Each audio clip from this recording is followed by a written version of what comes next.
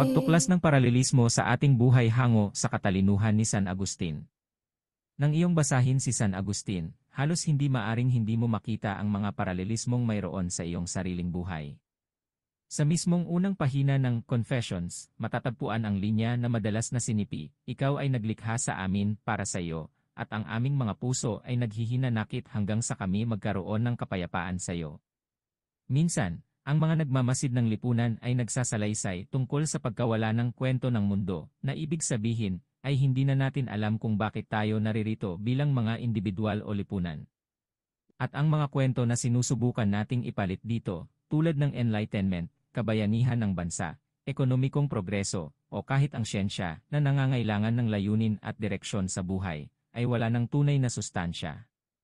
At ito ay nagpapakita ang mga desperadong pagtatangkang mag-establish ng identidad sa pamamagitan ng pagkakakabit sa lahi, at mga komunidad ng kasarian o paglahok sa mga kampanya para sa kalikasan o politika, ay sa huli, mga makabagong pagsasanib ng mga puso na hindi mapakali.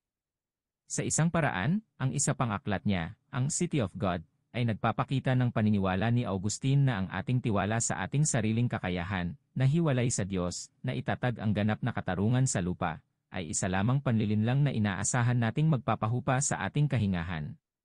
Gayunpaman, anong aral ang mapupulot mula sa isang taong namatay 1,600 taon na ang nakakaraan, sa isang panahon at lugar na napakalayo sa ating sarili?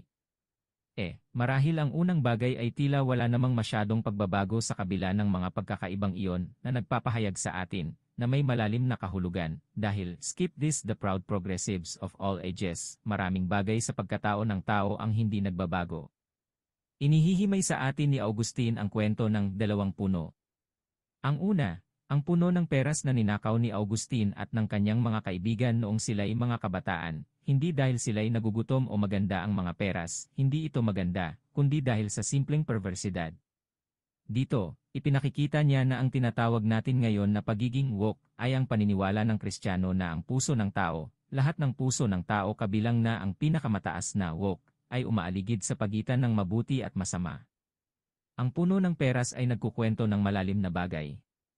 Sa huli, hindi ang lipunan, o mga kalagayan sa ekonomiya, o ang iyong pamilya ang nagpapaliwanag sa iyong masasamang kilos, ito'y nagmumula sa parehong pinagmulan ng tao, ang mga naghihingalong puso na nahuhumaling sa mabuti at masama.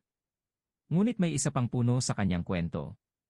Sa sandaling kanyang pagka-convert, itinapon ko ang aking sarili. Paano? Hindi ko alam, sa ilalim ng isang tiyak na puno ng igos, sabi ni Augustine.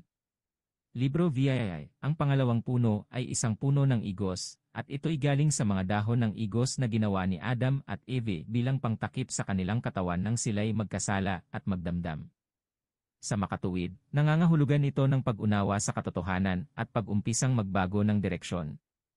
Walang alinlangan na ito ang iniisip ni Augustine. Kaya't ang puno ng igos ay isang pag-urong ng landas na ating tinahak noong mapaninding araw sa Eden. Sa bawat pag-convert ng isang tao, siya'y bumabaling sa tamang direksyon, natutuklas ang kahulugan ng kanyang buhay, ang kanyang sariling personal na kwento, at natatagpuan ang kapayapaan ng puso. How sweet the sound that saves